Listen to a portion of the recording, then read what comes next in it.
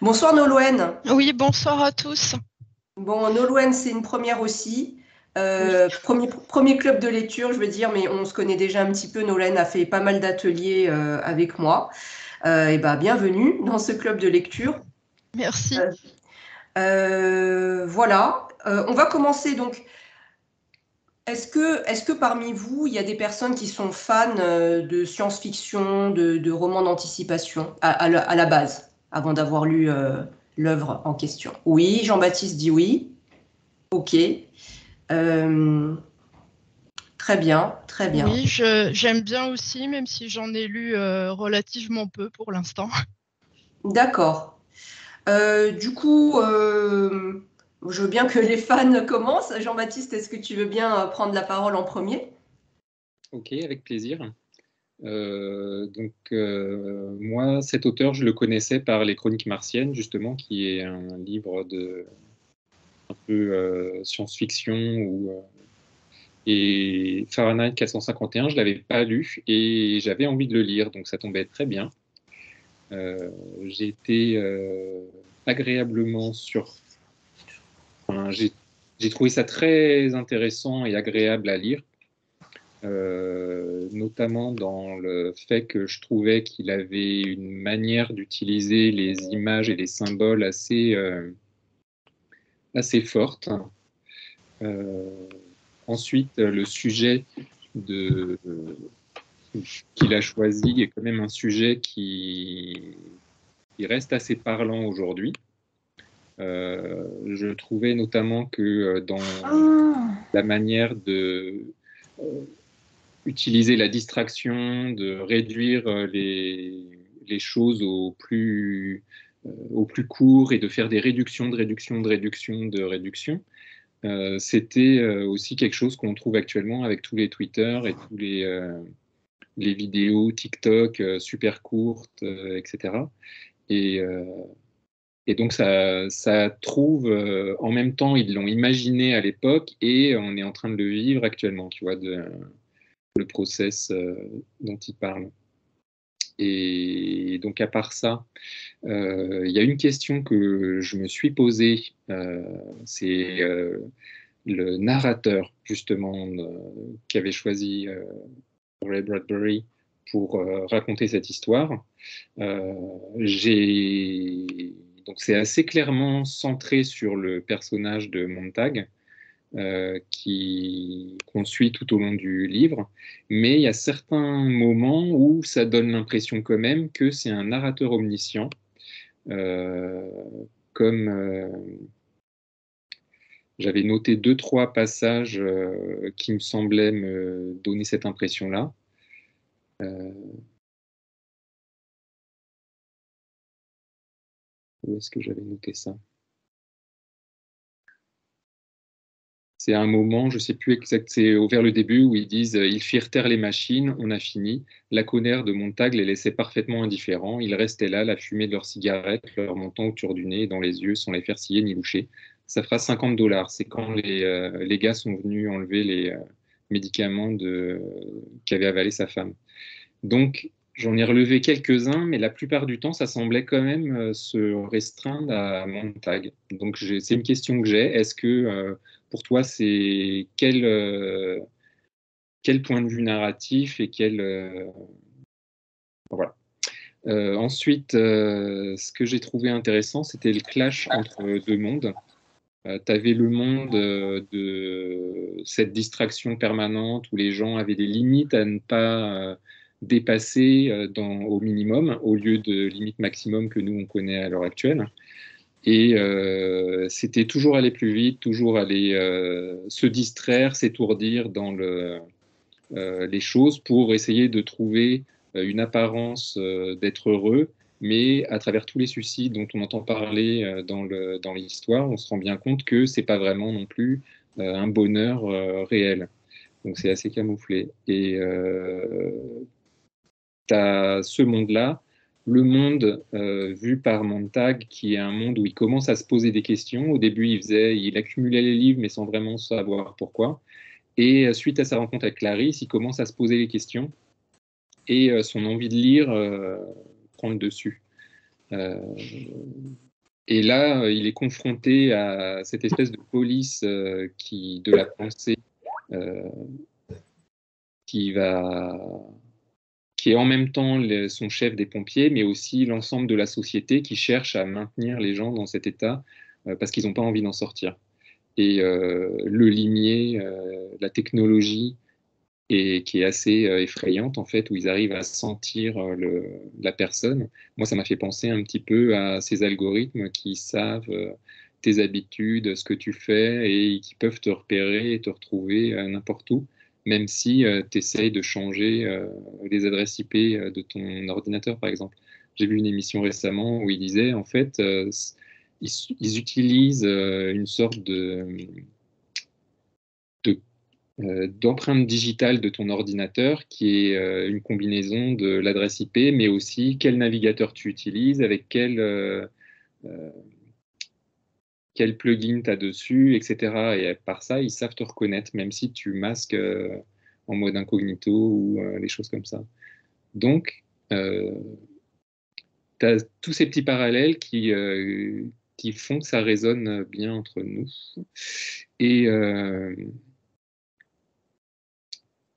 alors, il y a plusieurs choses que j'ai relevées aussi dans le bouquin. Tu as des moments où le passé est évoqué, un peu comme quand on dit le passé c'était mieux avant, etc.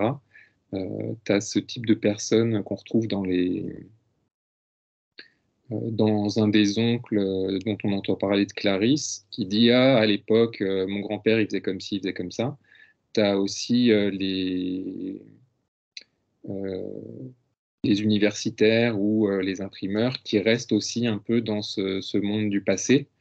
Et au fur et à mesure qu'on apprend à les connaître, surtout vers la fin, on se rend compte que c'est une question aussi de préserver la mémoire et pas uniquement de le passé c'était mieux avant, mais c'est d'où on vient, qu'est-ce qu'on fait et comment on en est arrivé là. Mais en même temps, tu te rends compte que c'est pas enfin moi c'était ma perception, hein, que c'était pas non plus une critique du monde présent comme quoi le passé c'était mieux avant, mais qu'il y a un truc cyclique qui fait que ça revient régulièrement et donc quelque part c'est le job de quelques-uns de garder ces mémoires, de faire en sorte que à un moment quand on en aura besoin ça puisse ressortir. Et à travers ça, il utilise plusieurs symboles du feu, avec cette histoire de phénix aussi qui renaît de ses cendres, d'où on retrouve le cycle à travers le feu. Mais alors qu'au début, le feu est vu comme quelque chose de destructeur, fait pour éliminer, cacher les choses, tu te rends compte au fur et à mesure que tu as différents types de feu, où le feu, c'est aussi quelque chose qui réchauffe et qui permet de, justement, quand tu es isolé, de te retrouver autour et de faire cette communauté qui partage des choses. Tu as plusieurs types aussi d'éclairage où tu as ce feu agressif qui vient. C'est surtout la nuit, hein, j'ai remarqué que ça se passe. Comme le personnage le dit, tiens, c'est marrant, toutes les alertes qu'on reçoit, c'est surtout la nuit, parce que la nuit, c'est plus spectaculaire, ça fait plus de appel à nos peurs ou à nos instincts primaires. Et donc, la nuit, tu as aussi cette lune qui est là, qui est une sorte de reflet d'une lumière du soleil. Et c'est cette lumière, ce reflet de lumière du soleil qui lui fait prendre conscience que le feu, c'est aussi le feu du soleil qui grignote le temps, blablabla. Enfin voilà, je trouve ça amène à des choses assez intéressantes et toute une réflexion du personnage qu'on ne voyait pas forcément dans le livre précédent avec ce baron perché où effectivement où on n'avait pas forcément accès à son monde intérieur comme tu l'avais dit. Alors que là, tu as plus accès aux réflexions et à ce moment paroxystique où au début ça reste caché, c'est un peu inconscient et puis après plus on avance, plus c'est vers la fin et à la fin tu as tout qui se déchaîne où il brûle tout le monde et où il a envie de déchaîner sa colère sur le monde jusqu'à ce qu'il rencontre ces universitaires qui une fois qu'il a trouvé une autre place, c'est comme si ça pouvait s'apaiser, tu vois. Ok. Merci Jean-Baptiste. Si tu as d'autres remarques, on Ouais, on prendra le temps, verra. mais parce que je vois que le temps passe assez vite et comme on est plutôt assez nombreux, je voudrais m'assurer que tout le monde ait au moins un temps de parole. Bonsoir à ceux qui sont arrivés entre-temps, que je n'ai pas encore salués. Du coup, Nolwenn, on n'a pas ton image Nolwenn, je ne sais pas si c'est normal. Oui, je suis désolée, je n'ai pas encore racheté de caméra. D'accord, pas de Donc, souci. Il n'y a pas de souci. Donc, on t'écoute sur cette œuvre, Fahrenheit 451, ce que tu en as pensé, toi qui aimes ce genre de littérature. oui. Alors, ce qui m'a marqué dans ce livre, c'est l'emploi des métaphores, les feuilles d'automne pour évoquer les flammes du feu. À un moment donné, il compare les livres à des oiseaux. Donc en fait, c'est une écriture poétique. Je n'avais encore jamais lu Bradbury, donc c'est quelque chose qui m'a beaucoup plu. Et au-delà de la description d'un monde dystopique, j'ai été frappée aussi par son plaidoyer pour la littérature, pour le savoir d'une manière générale. Et évidemment, comme le disait Jean-Baptiste tout à l'heure, il y a le risque que tout recommence, qu'on veuille à d'autres moments détruire les livres, détruire le savoir, et cet avertissement est bien présent. Et qu'est-ce que j'avais relevé à propos de ça? Il insiste sur le fait que les hommes permettent de transmettre ce savoir, sur le fait que l'homme seul n'est pas grand-chose, ce n'est qu'un couvre-livre. Il nous dit à la fin du livre. Et donc, il est important d'utiliser la mémoire pour perpétrer ce savoir à travers les générations. Euh, Ok. D'autres remarques, Nolwenn? Ou peut-être que tu veux euh, réagir plus tard après que chaque camarade est. oui, Oui, d'accord, oui, pas de souci. Merci déjà pour ces remarques. Je vais te rejoindre sur certaines tout à l'heure. Est-ce que parmi vous, certains ne lisent habituellement pas du tout ce genre de littérature-là? Oui, Martine Lynn. Alors, on va écouter Martine Lynn pour qui c'est la première participation. Alors, il faut réactiver le micro, s'il vous plaît.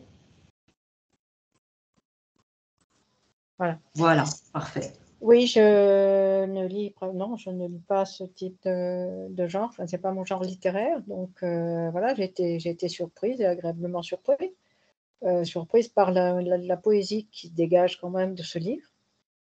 Et effectivement, comme dit Jean-Baptiste, par ce cycle de destruction et de reconstruction entre guillemets, de ce savoir qu'il faut garder, tout en étant pas tout à fait certain qu'il soit restitué dans sa totalité, donc ce qui pose aussi la question de la mémoire et de ce qu'on en fait.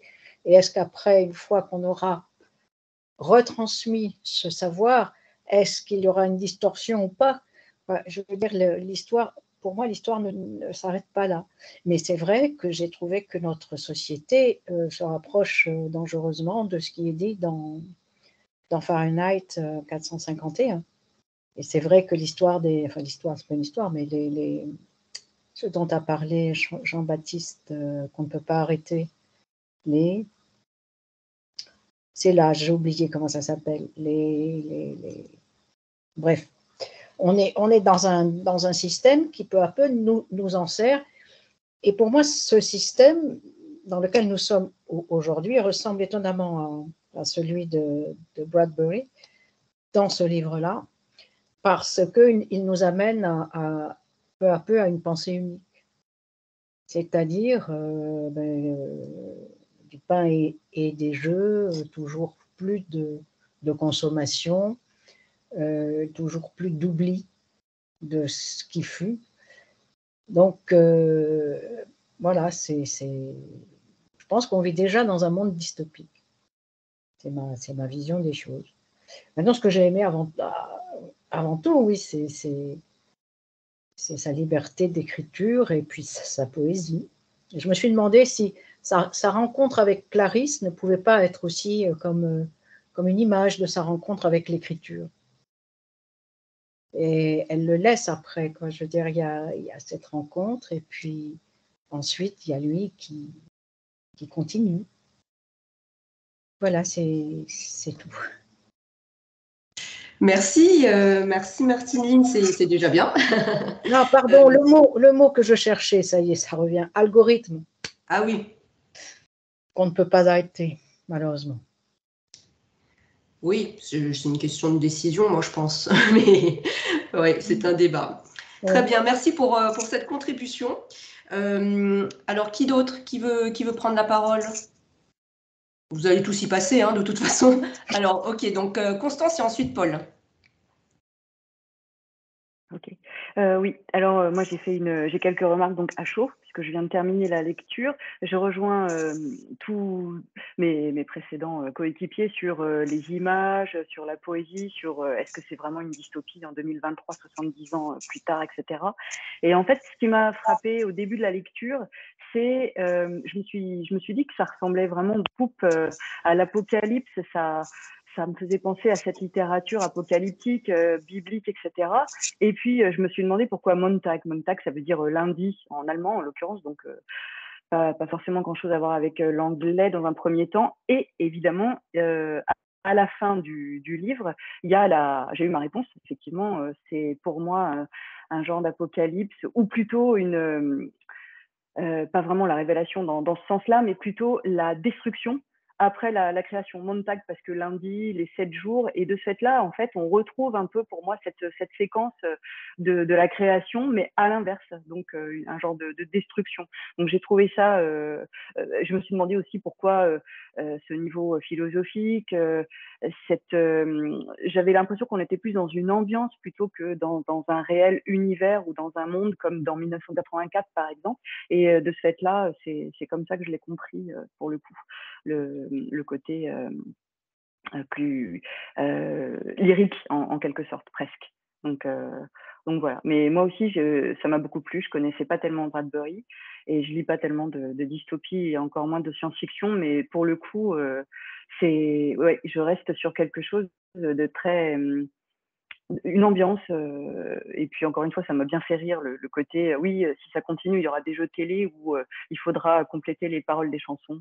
Donc, bah, voilà. Donc, je me dis, mais comment a-t-il su? Donc voilà, j'ai trouvé ça, ça m'a beaucoup plu. Oui. Merci, merci Constance. Le Montag, effectivement, tu as pointé du doigt quelque chose. Moi, tu vois, c'est passé à la trappe. 6 ans d'allemand, il n'en reste rien. Mais bien vu. Ok, je note. Alors, Paul, on écoute Paul. Oui, bonsoir à tous. Moi, c'est pas une littérature vers laquelle je me tourne habituellement. Je dirais pas que c'est un livre de science-fiction, d'ailleurs, pour moi. C'est peut-être un livre d'anticipation, comme on dit. Mais ce qui m'a plu le plus, c'est la facilité à entrer dans son univers, en fait. Moi, ce qui me retient souvent dans ce que j'imagine être des livres de science-fiction, voire de fantasy, des choses comme ça, c'est un univers trop complexe, trop imaginaire, dans lequel il faut vraiment faire un effort pour rentrer, parfois un peu un effort enfantin pour moi, pour pas dire infantile, bon, mais là c'est tellement proche de notre vie, enfin, pas simplement de la vie du 21e siècle, je trouve, d'une vie humaine, qu'on rentre très bien dedans, et donc ça m'a plu. Bon, tout n'est pas... vous êtes, me semble-t-il, en tout cas ceux qui ont intervenu, épatés par l'anticipation, la capacité à voir... Je pense que le jeu télévisé avec les chansons et les trous dedans, ça existait déjà en 47, hein, mais c'est simplement une accélération des choses. Le progrès technique, oui, mais il y avait déjà des choses. Moi, ce qui m'a le plus étonné dans cette capacité à saisir notre ambiance, notre époque, enfin, c'est l'ambiance, justement. C'est plutôt, effectivement, tout le monde court, tout le monde va vite. Qu'est-ce que j'ai noté d'autre Il y a effectivement ce divertissement permanent, cette consommation. Mais ça, c'est un peu de toute éternité, je dirais. Hein. Ça prend des formes différentes et c'est peut-être pour ça que ce livre est un classique, comme on dit. C'est qu'il saisit quelque chose qui... tout à l'heure, Martine, je crois, disait du pain et des jeux, quoi. C'est ça, quoi. C'est un peu éternel. Bon, en tout cas, ça m'a bien plu. Moi, je pense que le héros de ce livre, en fait, c'est le feu, hein, vraiment. C'est pas du tout les personnages, ni même les livres. Enfin, je ne vais pas dire de bêtises, mais moi, ce qui m'a frappé, c'est l'omniprésence du feu sur tous ces aspects, y compris le soleil, très présent. Et puis, quelque chose qui me semble un peu vieilli, même si ça revient un peu dans l'actualité, malheureusement, c'est le feu nucléaire. Parce que je pense qu'en 1953, il y a quelque chose de très présent dans les esprits et qu'on avait un peu oublié, et particulièrement dans les esprits américains, c'est effectivement le nucléaire, quoi, hein, la menace nucléaire. Et là, il y a quelque chose d'évident, enfin de très, très présent. Ça m'a frappé. Mon personnage préféré, moi, c'est le chef des pompiers. Je ne sais pas comment on le prononce, la BT. Enfin. Et moi, je le trouve vraiment très intéressant, ce personnage, parce qu'il est ambigu, il est très cultivé, en fait. Puis c'est lui qui explique tout. Je ne sais pas si on aura le temps, Christine, de citer quelques passages. Enfin, mais c'est lui. Moi, les passages que j'ai retenus, c'est lui qui dit. Enfin, il me semble très intéressant. Deux dernières remarques. Ce qui m'a frappé aussi, c'est la présence de la religion, enfin de la Bible. C'est très présent. Et puis de la philosophie. En fait, moi, j'ai été frustré dans toute une première partie du livre parce que j'avais envie de savoir quel livre Bradbury regrettait de voir brûler. Parce qu'on peut dire il faut brûler aucun livre. Enfin, il y a des livres, on s'en fout qu'on les brûle. Hein. Je veux dire, il y a des livres, franchement, je me souviens, je ne sais pas si vous vous souvenez de Jean Edernalier à la télévision qui balançait des livres par-dessus l'épaule. Bon, alors ça choquait, mais enfin, il y a des livres, franchement, bon. Mais alors, quel livre Bradbury regrette de voir brûler? Et alors, dans une deuxième partie, il cite des noms. Et effectivement, c'est quand même très la Bible, c'est très philosophique, Marc Aurèle, etc. Enfin, et j'étais un peu déçu, c'est pas très littéraire, il y a quelques noms, mais bon. Dernière remarque, je trouve que les personnages féminins sont quand même très absents. Enfin, il y a hein, les deux noms que vous avez cités, mais ils n'ont quand même pas le beau rôle. Et puis, sauf erreur de ma part, dans ceux qui restent et qui rentrent en résistance, il n'y a pas de femmes. Enfin, je sais pas, enfin, c'est peut-être pas dit comme ça, mais moi je ne l'ai pas imaginé féminin. Il y a des profs d'université, des machins, enfin, je sais pas, hein, mais. Et donc, ça m'interroge. Enfin, c'est peut-être une remarque du XXIe siècle, mais ça m'interroge. Voilà. Ok, très bien, merci. Oui, on va prendre le temps pour lire les extraits que vous auriez mis de côté. Voilà, moi je suis curieuse de vous entendre sur ça. Mais on va d'abord écouter, donc il nous reste Karine et Jean-Louis. Donc peut-être Karine, si le son fonctionne, hein, si la connexion fonctionne. Oui, est-ce que vous m'entendez? Oui, parfaitement. Oui, je crois que je suis encore connectée 2 fois, parce que je ne vous entendais pas tout à l'heure. Je ne sais pas ce qui se passe avec mon Skype, mais bon. J'ai le protocole maintenant, je me connecte 2 fois et ça marche. Bonjour à tous. Alors moi, j'ai adoré ce livre. Bon, c'est un peu le type de lecture que j'aime avoir. Je l'ai trouvé facile à lire par rapport à celui de la dernière fois. C'était reposant. Je ne connaissais pas du tout Bradbury. Pour tout te dire, j'avais acheté ce livre il y a 4 ou 5 ans en promo, comme ça. Je me dis, je vais le lire plus tard. Donc, quand tu m'as dit qu'on allait le lire, j'étais contente parce que je n'avais pas eu l'occasion de le lire. Et finalement, j'ai été surprise. J'étais surprise de cette découverte et j'ai été aussi surprise de voir à quel point les descriptions qu'il pouvait faire étaient un peu surannées parce qu'il parle de l'amiante, il parle de la télé, alors que il parle d'un monde futur, on est le futur et que notre futur ne correspond pas à sa technologie qu'il décrit. Mais par contre, l'idée que le roman transmet est tout à fait d'actualité, avec les fake news, le fait qu'on ait constamment des informations, on ne sait même pas si elles sont vraies ou pas vraies, qu'on n'a même pas les moyens de vérifier, ou maintenant il faudrait aller sur des sites internet pour vérifier si même les photos que l'on voit ne sont pas truquées ou sont réelles. Et j'ai été éblouie de voir qu'un livre écrit il y a 70 ans avec des descriptions de ce qu'il pouvait imaginer être le futur qui ne correspondent pas à notre réalité, soit finalement moderne et d'actualité. Tu vois, ça m'a énormément charmée parce que, en plus de la poésie, je rejoins tout le monde parce que c'était extrêmement poétique. Et j'aimerais avoir le niveau de l'anglais pour le lire en anglais parce que dans l'épilogue, il disait que finalement la traduction, ça mériterait d'être retraduit, que la traduction n'était pas forcément, ne reproduisait pas forcément toute la poésie de Bradbury. Je vais essayer un jour de le trouver en anglais, mais je ne sais pas si toi tu l'as lu en anglais, je sais que tu es bilingue. Je ne pense pas avoir le niveau en anglais de le lire, mais j'essaierai parce que ça m'intéresse de voir. Comme je connais l'histoire, je me dis que c'est peut-être un livre, pour une fois, je vais essayer de lire un livre en anglais et j'ai peut-être j'ai envie de voir un peu les différences qu'il y a sur la langue, parce que si la poésie est vraiment magnifique en français, j'imagine même pas ce que ça peut être en anglais. Voilà.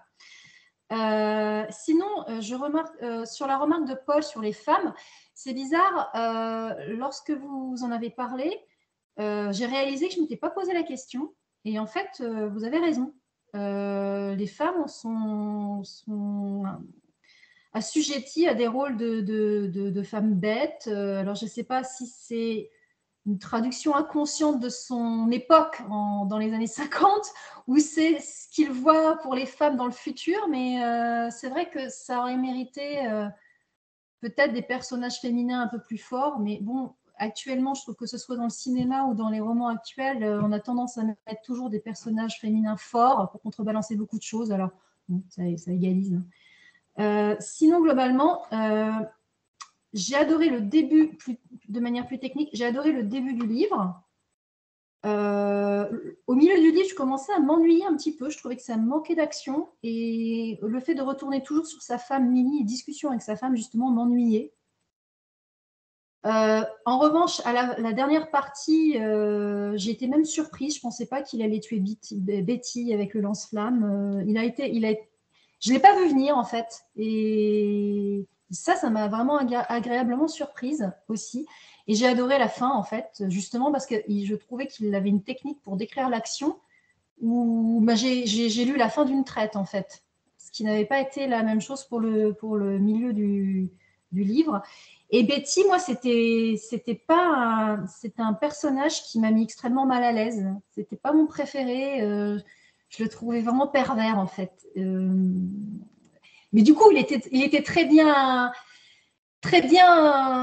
sans le dire que c'était un pervers, il a très bien nous fait sentir que c'était un gros pervers, mais du coup, je me disais, mais comment est-ce que quelqu'un d'aussi cultivé pouvait en finir dans un tel comportement? Et je me suis demandé si justement ça n'a pas eu un petit relent du nazisme où beaucoup de nazis étaient très cultivés et finissaient par faire des trucs ignobles, vu qu'on est dans les années 50.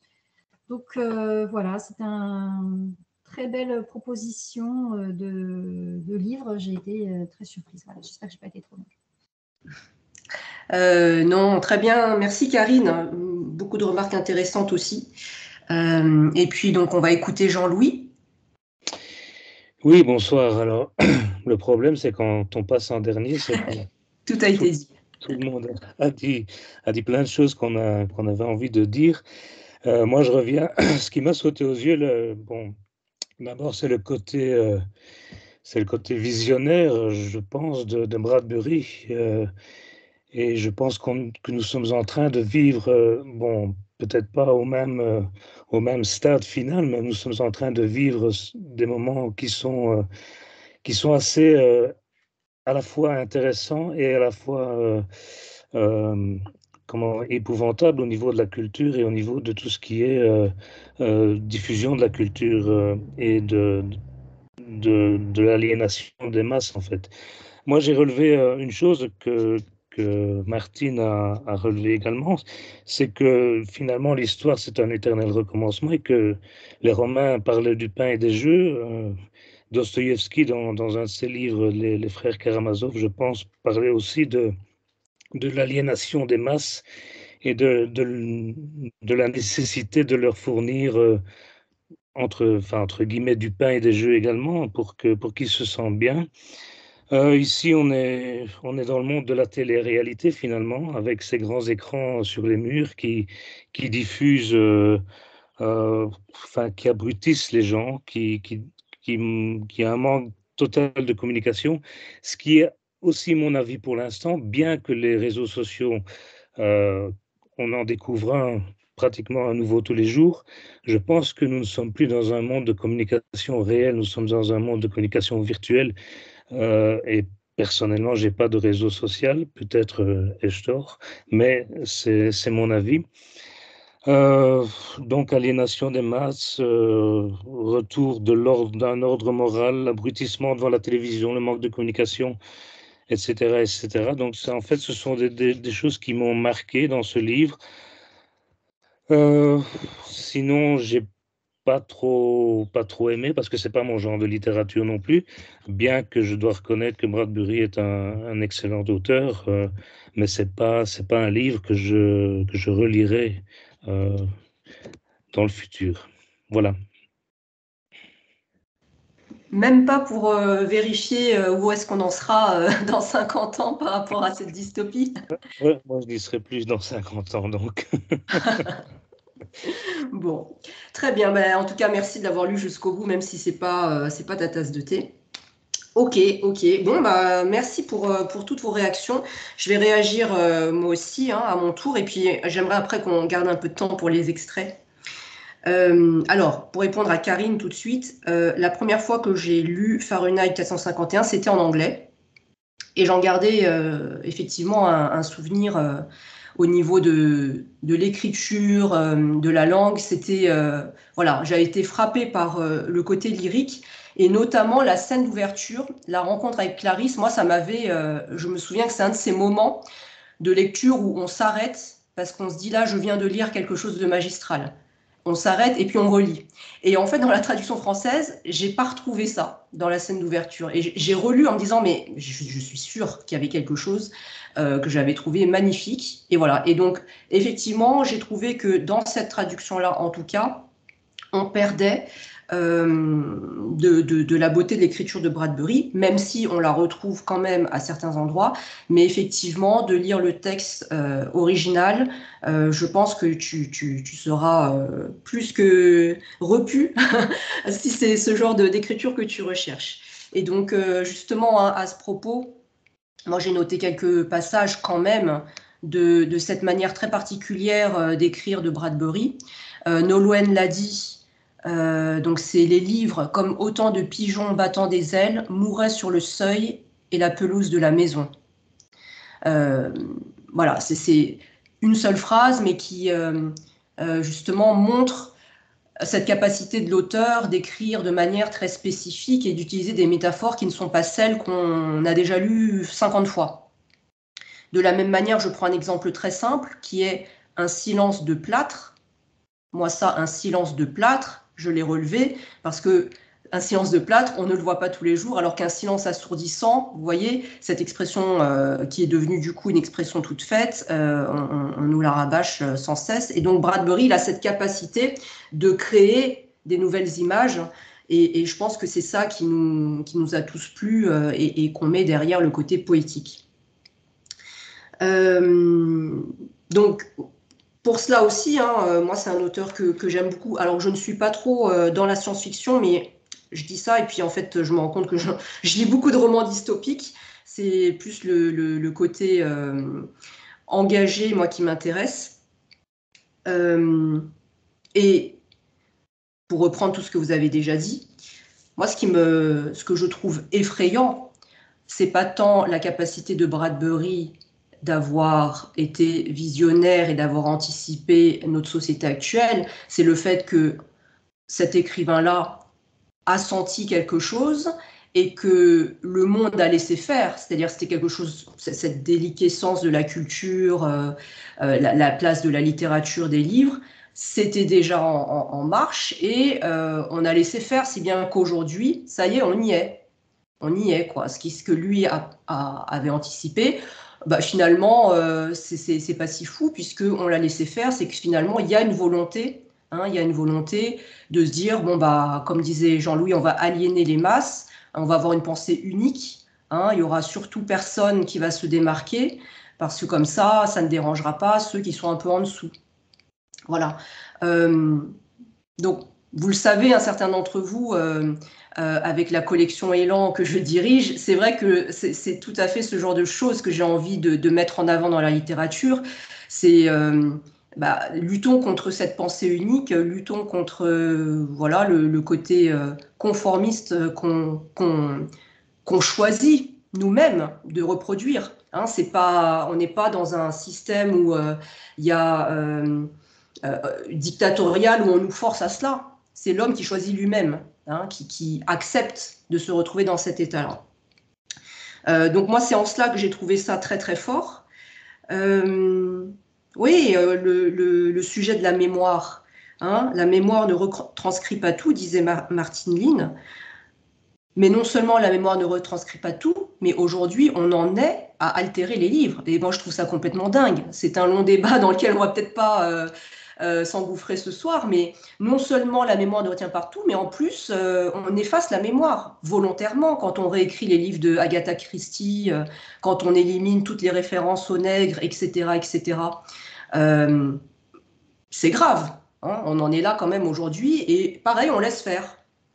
Voilà, donc il y a quelque chose quand même de très effrayant, je trouve, et c'est pour ça que je disais, où en serons-nous dans 50 ans?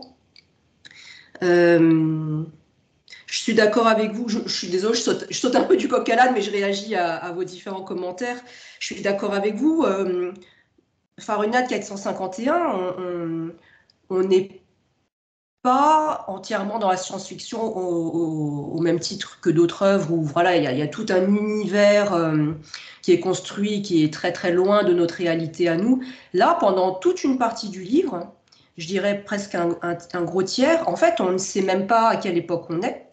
En dehors du fait que les pompiers brûlent au lieu d'éteindre des feux, le reste est finalement ancré dans un quotidien assez réaliste. Donc, c'est vrai que, pour reprendre le terme de Constance, on est plus dans une ambiance que dans un univers.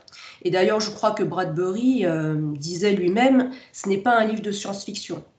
Voilà, il lui-même estimait qu'il n'était pas dans ce genre-là, en tout cas avec ce livre-là. Le risque que cela recommence à tout moment, mais en fait, c'est déjà en cours. Hein. Je ne sais pas si vous avez lu la préface qui existait dans cette traduction, où on a un passage que j'ai trouvé résumé bien. Voilà, il y a plus d'une façon de brûler un livre.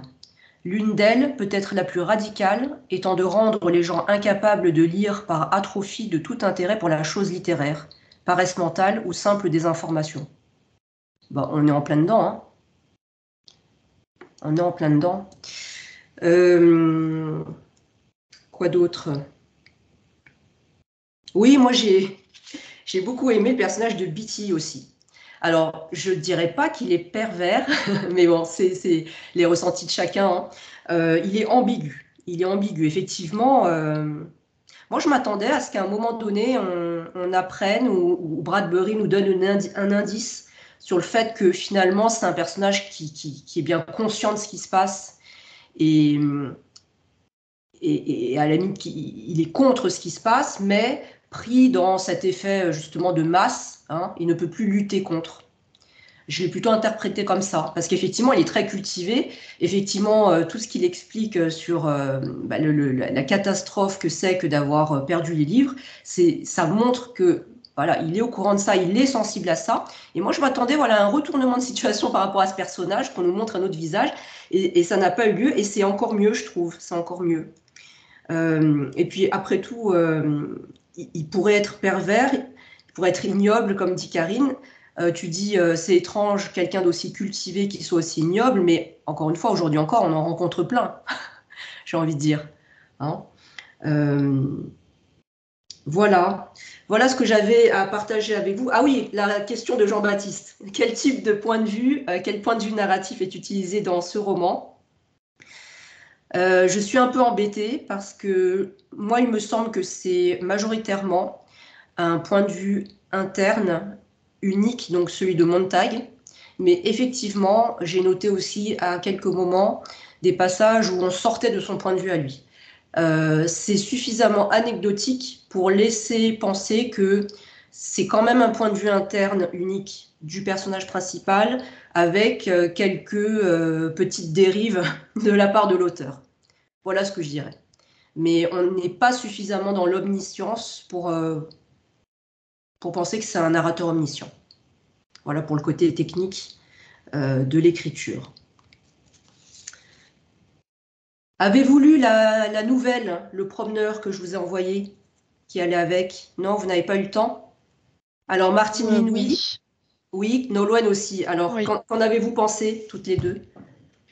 Alors, à la lecture de cette nouvelle, je vois qu'elle comportait effectivement des germes du roman à venir, puisqu'on retrouve ces rues désertes où l'on s'étonne de voir des gens y circuler sans but précis. J'ai remarqué également la référence au chien, qui peut peut-être nous faire penser au limier. Également la référence au feu follet, au divertissement permanent, ces fenêtres qui donnent sur des télévisions, la 4e chaîne, la 7e, la 9e, la multiplication des programmes, l'heure des crimes, l'heure du sketch, et également une référence au coccinelle qu'on retrouvera dans le roman, à l'omniprésence de la voiture. Il parle du bourdonnement des gros insectes ou des scarabées, donc qui font référence à ces futurs coccinelles. Et enfin, la référence au livre, puisque lorsque les policiers interrogent le personnage sur sa profession, il répond, disons, écrivain. Et les policiers ont conclu que ce n'est pas une vraie profession, ce qui peut faire écho d'ailleurs à certaines remarques qu'on peut entendre d'une manière générale. Être écrivain, ce n'est pas un vrai métier. Oui, une nouvelle intéressante. Oui. Et Martine Lynn, quelques mots sur cette nouvelle? Après ce qui vient d'être dit, je ne vois pas ce que je peux rajouter. Sinon que j'ai bien aimé la chute, quoi. La chute de la nouvelle avec l'ouverture, si je peux dire, sur l'unité psychiatrique qui l'attend. Donc, j'ai trouvé ça très bien, très très bien. Et je trouve que l'écriture de la nouvelle est un peu différente de celui du roman, c'est certain, mais il y a un rythme, il y a un phrasé qui est différent, il me semble. Et je me demande si je n'ai pas préféré la nouvelle au livre. Oui. Voilà. Oui, c'est vrai, c'est vrai. Le phrasé et le style est un peu différent. Oui. Bon, moi, j'ai voulu partager cette nouvelle avec vous parce que ce qui est intéressant, c'est que bien souvent, malgré le fait qu'on l'ignore, beaucoup de grands romans ont d'abord été une nouvelle, surtout chez les anglo-saxons. C'est une pratique très courante, en fait, d'écrire énormément de nouvelles et à partir d'une nouvelle, voilà, le roman germe des années plus tard. Donc ça, c'était intéressant. Et puis j'ai trouvé ça, voilà, le clin d'œil de je suis écrivain, c'est pas un métier ça. Alors que c'est bon, Bradbury est un écrivain, n'est-ce pas? C'est lui qui a écrit ça. Et donc le traitement qui n'est pas le même. Donc dans la nouvelle, c'est les écrivains ne servent à rien. Et dans Fahrenheit, c'est les livres ne servent à rien. Donc on a basculé de l'autre côté. Ok. Est-ce qu'il y a d'autres interventions avant qu'on prenne un peu de temps pour lire les extraits? D'autres remarques par rapport à ça? Oui, Jean-Baptiste? Oui, donc je voulais revenir aussi comme Paul et d'autres personnes sur le personnage de Beatty, où effectivement j'ai trouvé assez intéressant moi aussi. Et j'ai eu l'impression que c'était un peu comme une version que Montag aurait pu devenir si il s'était pas posé les questions et si les livres n'avaient pas résonné avec lui. Parce qu'en fait, Beatty, quelque part, il a été au bout de sa démarche de chercher à savoir ce qu'il y avait dans les livres, puisque d'après toutes ces citations et Et les références qu'il fait, on sent bien qu'il s'en est pas mal abreuvé. Mais lui n'y a pas trouvé soit la libération ou le sens que Montag semblait y trouver. Et ce qui m'a interpellé, moi, vers la fin, je me suis demandé si si Beatty n'avait pas Montag à l'œil dès le départ, depuis un moment déjà, puisque on a ce moment où Montag s'interroge sur le limier de leur district qui le regarde d'un œil de travers et semble le trouver suspicieux, tu vois.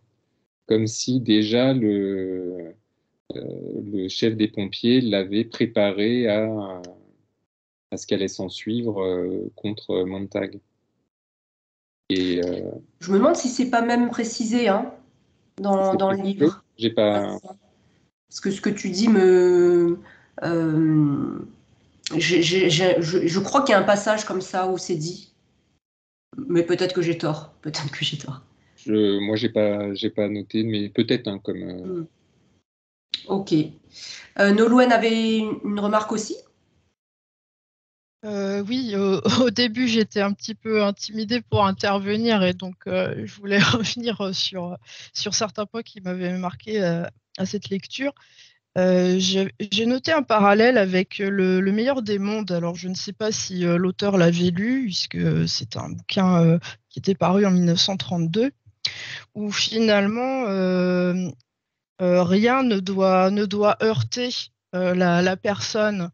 Dans le meilleur des mondes, les gens avalent des cachets pour voir de belles images, se rêver une autre vie.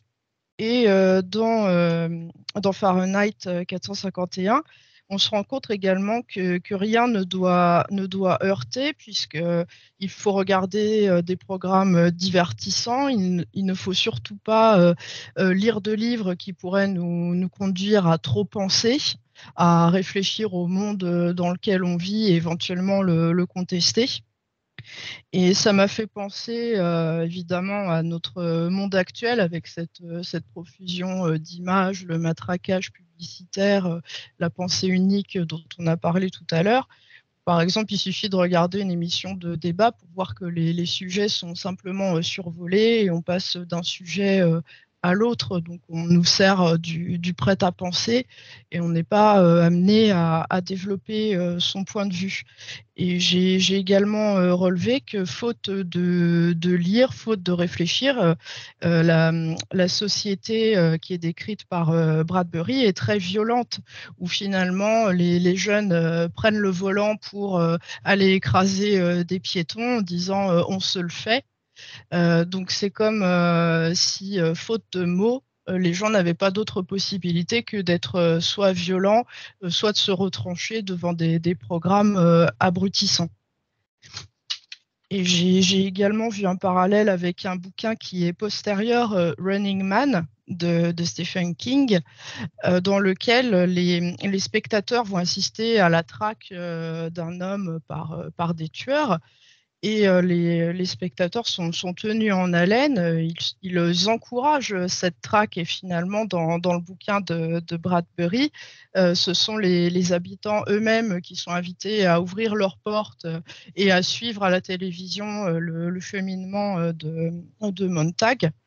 Donc il y a quelque chose de l'ordre de la violence, du vice et de l'absence de pensée. Oui, et du voyeurisme. Oui. Oui, tout à fait, très intéressant. Ouais. Je ne sais pas si Bradbury avait lu Le meilleur des mondes. Le meilleur des mondes, c'est Huxley ou c'est H.G. Wells? C'est Huxley. Huxley, d'accord.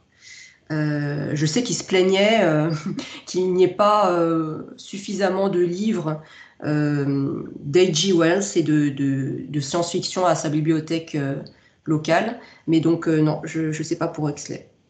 Ok. D'autres partages, commentaires? On va peut-être lire alors, si vous avez noté des extraits que vous avez retenus donc de cette œuvre, voilà, n'hésitez pas à les partager. Moi, j'en ai noté pas mal, mais j'aimerais vous entendre d'abord. Moi, je veux bien à ce moment-là.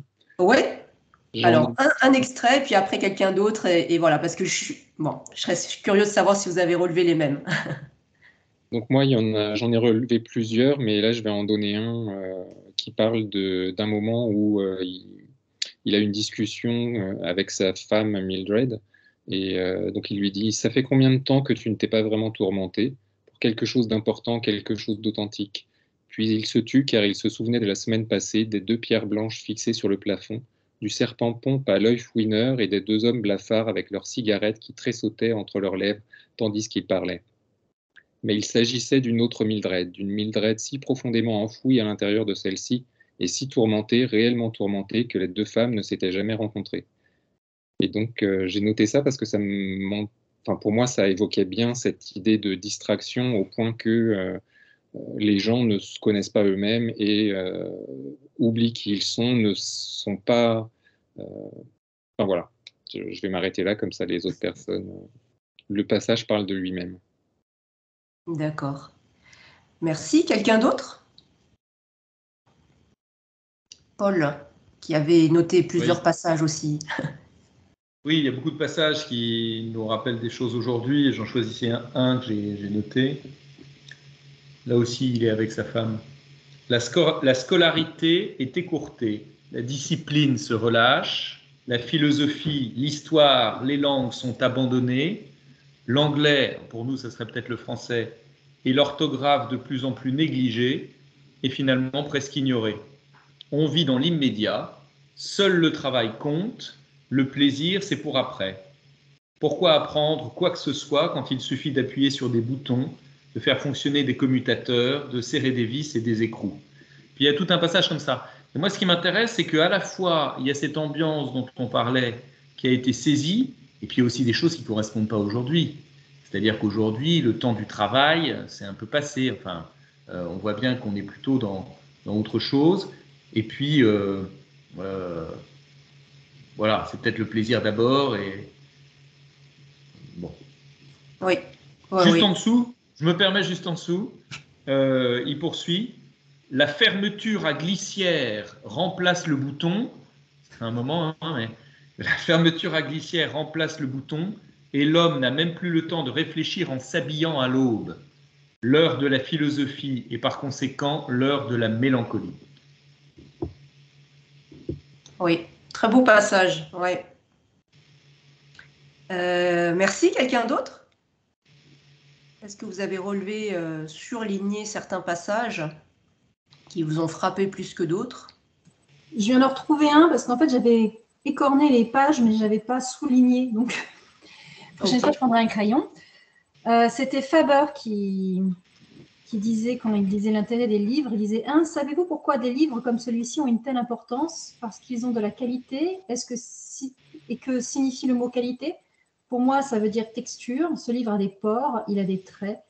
Vous pouvez le regarder au microscope, sous le verre, vous trouverez la vie en son infini foisonnement. Plus il y a de pores, plus il y a de détails directement empruntés à la vie par centimètre carré de papier, plus vous êtes dans la littérature. C'est du moins ma définition, donner des détails pris sur le vif. Les bons écrivains touchent souvent la vie du doigt, les médiocres ne font que l'effleurer, les mauvais la violentent et l'abandonnent aux mouches. Je trouve ça très fort. Oui. Très bien, merci. Je le note aussi, celui-là, je ne l'avais pas relevé. Bonne définition de la littérature. 127, ok. Merci. Oui, je m'étais arrêtée sur ce passage, en fait. Ok. Jean-Baptiste, tu en avais d'autres? Peut-être un autre? Et puis Nolwenn, ouais. Alors Nolwenn d'abord, peut-être? Oui, alors c'est page 100. Bourrer les gens de données incombustibles, gorgez-les de faits, qu'ils se sentent gavés, mais absolument brillants côté information. Ils auront alors l'impression de penser, ils auront le sentiment du mouvement tout en faisant du surplace. Ils seront heureux parce que de tels faits ne changent pas. Ne les engagez pas sur des terrains glissants comme la philosophie ou la sociologie pour relier les choses entre elles. C'est la porte ouverte à la mélancolie. Au diable tout ça. Alors place aux clubs et aux soirées entre amis, aux acrobates et aux prestidigitateurs, aux casse-cou, jet-car, motogire, au sexe et à l'héroïne, à tout ce qui ne suppose que des réflexes automatiques. Si la pièce est mauvaise, si le film ne raconte rien, si la représentation est dépourvue d'intérêt, collez-moi une dose massive de térémine. Je me croirais sensible au spectacle alors qu'il ne s'agira que d'une réaction tactile aux vibrations. Oui, je l'avais relevé aussi celui-là. Effectivement, on s'y retrouve, hein, on s'y retrouve. Oui. Alors, bon, moi, je vais vous en lire une. Les Noirs n'aiment pas Little Black Sambo, brûlons-le. La case de l'oncle Tom met les Blancs mal à l'aise, brûlons-le. Quelqu'un a écrit un livre sur le tabac et le cancer des poumons? Les fumeurs pleurnichent, brûlons le livre. La sérénité, Montag, la paix, Montag, à la porte, les querelles. Voilà, moi, j'ai relevé celui-là parce que c'est effectivement ce qu'on est en train de faire. On ne le brûle pas, mais on réécrit les livres qui dérangent une minorité. Et donc, on efface cette mémoire de choses qui ont existé. Et voilà. Est-ce qu'il y avait d'autres passages, Oui, Martine Line. En fait, c'est pas un passage du livre, c'est autre chose que j'ai trouvé et qui a été écrit par Voltaire, de l'horrible danger de la lecture. Et il dit à un moment donné, il se pourrait, dans la suite des temps, que de misérables philosophes, sous le prétexte spécieux mais punissable d'éclairer les hommes et de les rendre meilleurs, viendraient nous enseigner des vertus dangereuses dont le peuple ne doit jamais avoir de connaissance. À ces causes et autres, pour l'édification des fidèles et pour le bien de leur âme, nous leur défendons de jamais lire aucun livre, sous peine de damnation éternelle, et, de peur que la tentation diabolique ne leur prenne de s'instruire, nous défendons aux pères et aux mères d'enseigner à lire à leurs enfants. Je trouvais que c'était pas mal. Oui, une réaction? Non, c'est comme Bradbury, en fait. Voltaire, il parle de son époque, là. Hein. C'est déjà le cas, évidemment, à son époque. Oui, et moi, juste peut-être une dernière phrase. C'est une phrase. C'est celle qui m'a fait le plus réfléchir. Il y en a beaucoup qui m'ont plu. Il faut obliger les gens à rester debout et à courir. Moi, c'est ce qui me frappe le plus. Ce qui me semble le plus vrai par rapport à aujourd'hui. Il y a tout un passage au-dessus où il dit il n'y aura plus de mobilier, plus de fauteuils, etc. Et donc, il faut obliger les gens à rester debout et à courir. C'est terrible, terrible. Oui. Bon, bah écoutez, notre heure est déjà écoulée. Merci pour tous ces partages. Merci d'avoir joué le jeu. Voilà. Moi, j'ai pris plaisir à le relire et c'est toujours un plaisir du coup de savoir qu'on va être plusieurs à lire le même livre.